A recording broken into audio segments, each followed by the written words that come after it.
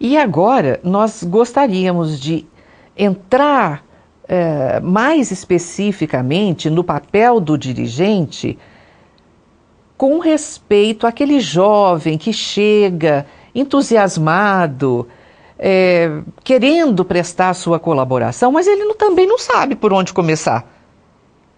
Então, o que você aconselha? Ele participar primeiro de uma evangelização, ou ele já ser advindo da evangelização, de um curso já sistematizado da doutrina, para que ele possa levar a sua contribuição, ser respeitado em sua individualidade, pelo dirigente e pela equipe, e que essa equipe possa lhe prestar um desenvolver dos seus talentos. Fale para nós, que você pode nos enriquecer com isso. Uma coisa que nós aprendemos com a doutrina espírita é que nada pode ser feito em nome dela se não estiver compatível com o Evangelho, com os ensinos do Evangelho. E quando nós nos predispomos a agir em nome de uma atividade espírita, numa entidade espírita, numa palestra espírita, é importante que todo o nosso procedimento seja compatível com as orientações do Evangelho, que nós aprendemos na própria codificação que Jesus é modelo e guia. É modelo e guia para nós, é modelo e guia para todos, e é modelo e guia para as instituições também. Seguir a mesma forma. E nós aprendemos ali que o mandamento maior é amar a Deus sobre todas as coisas e amar ao próximo como a si mesmo. E o próximo pode estar recém-nascido, pode ser uma criança, pode ser um adolescente, pode ser um jovem, pode ser um idoso, cada um na sua proporção. Aliás, até os documentos de orientação Centro Espírita falam que uma das funções do centro é proporcionar a toda a família, desde a criança recém-nascida até o mais idoso, oportunidades de trabalho, de participação na casa espírita. Porque é o local onde todo mundo deve estar convivendo fraternalmente ali, sendo útil. E a doutrina e um órgão espírita, uma casa espírita, tem espaço para todos, indubitavelmente. Então, o atendimento do jovem, especificamente, é um atendimento que deve ser natural. Da mesma forma como nós temos o jovem em casa, na nossa família, e nós não vamos exigir dele um comportamento diferente de jovem, porque ele é jovem, na casa espírita também tem que ser a mesma coisa.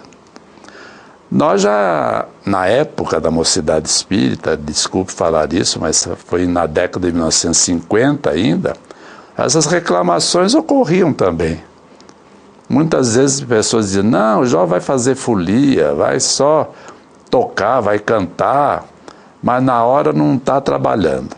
E a gente dizia, deixa ele lá fazer o que acha que deve, fazendo contato com a doutrina, porque o dia que ele precisar da doutrina, ele sabe que ela existe. E vai ajudar também na faixa de possibilidades que ele apresenta, né? E hoje o jovem pode e deve participar das atividades espíritas no campo da arte, pode e deve participar nas atividades também da ciência social, porque às vezes o jovem gosta muito da atividade operacional. E nós temos muito na federação e vários centros espíritas, jovens que estão aí dando contribuições excelentes em todos esses aspectos. E qualquer outro setor onde o jovem se sinta bem. Depende muito do valor que ele já traz. Nós, principalmente espíritas, sabemos que ali está um espírito até muito antigo, que está, não sabe qual o nível de amadurecimento espiritual que ele tem, mas ele vai manifestar esse amadurecimento nas oportunidades que se for oferecida a ele.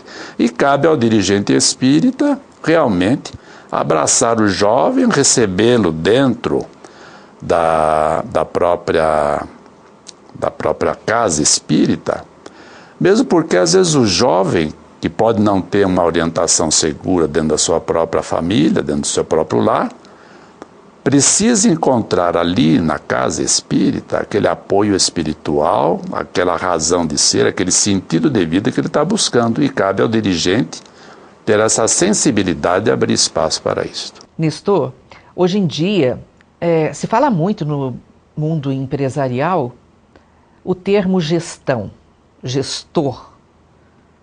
Então nós vemos que gerenciar uma casa espírita envolve uma série de focos, de fatores administrativos, doutrinários, mediúnicos, sociais, não é? Culturais, inclusive, e para isso o dirigente deve estar atento e preparado.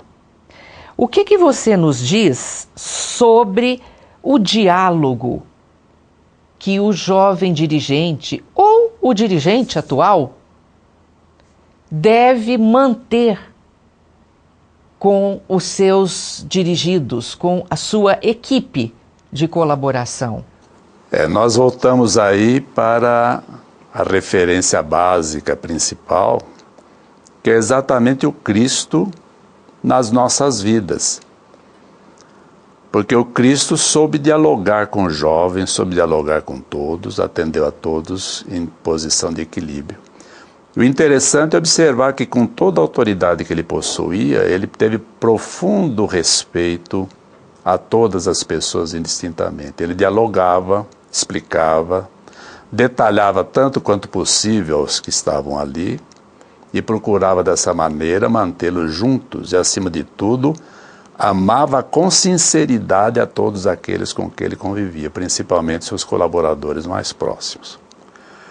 Existe uma lembrança que se faz sempre ao dirigente espírita. O que se precisa, basicamente, o dirigente espírita ter quando assume uma tarefa dessa, principalmente? Uma vez um amigo alertou-nos, logo no começo de uma gestão. Ele disse simplesmente: muito amor no coração, muita humildade e muita vigilância. Praticamente estabeleceu uma meta, um programa de trabalho longo em 10 segundos. Mas é a síntese que realmente, a nosso ver, melhor atende ao dirigente espírita. E muito amor no coração envolve realmente um diálogo. Agora, é importante que esse diálogo seja fraterno e sincero, que não seja fruto de uma programação de armadilha, como se faz muitas vezes na empresa, mas que se aproxima como quem quer realmente aproximar os companheiros, por amor, por real fraternidade. Porque, principalmente ao espírita, que vai adquirindo cada vez mais maturidade espiritual, que vai adquirindo sensibilidade mediúnica, não se pode pretender apresentar mentiras emocionais que todos captam isso. O importante é que haja sinceridade nesse processo. E aprender a amar aqueles que estão trabalhando conosco é um desafio bastante sério, bastante grande. Reclama muita renúncia, reclama compreensão. E uma das coisas que a gente vai aprendendo, que no trabalho a gente acaba apanhando bastante. Mas isso nos faz lembrar também de uma mensagem ou de uma informação que chegou certa vez, que os espíritos amigos disseram para o próprio Chico Xavier. Falou: Chico, enquanto você estiver apanhando, não tenha dúvida que estamos junto com você, dando todo o apoio. Agora, o dia que você começar a bater, não adianta procurar-nos ao seu redor, porque nós vamos estar longe daí. Não estaremos com você. Esse respeito à individualidade que cada um tem faz parte do respeito que o Evangelho nos ensina. E é importante considerar até como metodologia. Nós somos pessoas extremamente imperfeitas. Nós estamos vindo de encarnações que cometemos erros terríveis. E a doutrina espírita se apresenta para nós como mais uma oportunidade para resgatar os débitos do passado e poder nos libertar dessas amarras do passado que nos retém a sofrimentos que já poderiam ser superados há mais tempo, mas que não superamos antes, por estarmos ainda muito presos aos hábitos inferiores. Mas o trabalho na casa espírita é um trabalho que nos ajuda a renovar, Quando a gente assume o compromisso na casa espírita, a gente começa a se vigiar mais. Isso é bom para a casa espírita? É, mas é bom muito mais para nós, que começamos a nos mudar de comportamento. E é sempre bom considerar que quando nós entramos na casa para o trabalho, nós devemos ser diferentes e melhores do que estamos na nossa vida comum. Porque se nós formos entrar aqui trazendo os mesmos defeitos lá de fora, não estamos fazendo nada em nosso próprio benefício.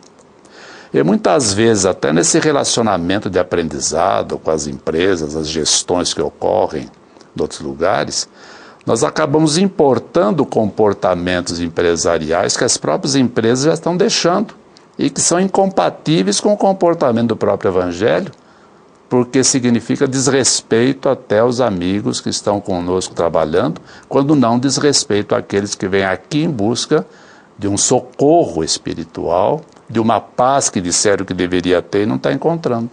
Nestor, tenho que agradecer, em nome de todos esses participantes dos nossos estudos à distância, a riqueza dos seus depoimentos, dos seus ensinamentos, e pedir que os seus mentores espirituais o proteja em todas as horas, em todos os momentos da sua vida.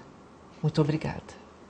Obrigado a vocês pela oportunidade que estão nos dando de poder participar uma vez mais dessa nobre tarefa que é colaborar para o estudo, a divulgação e a prática da doutrina espírita. Sem dúvida, é um espaço que só nos dá alegria. Quanto mais nós participamos, mais contente ficamos. Muito obrigado. Muito obrigada.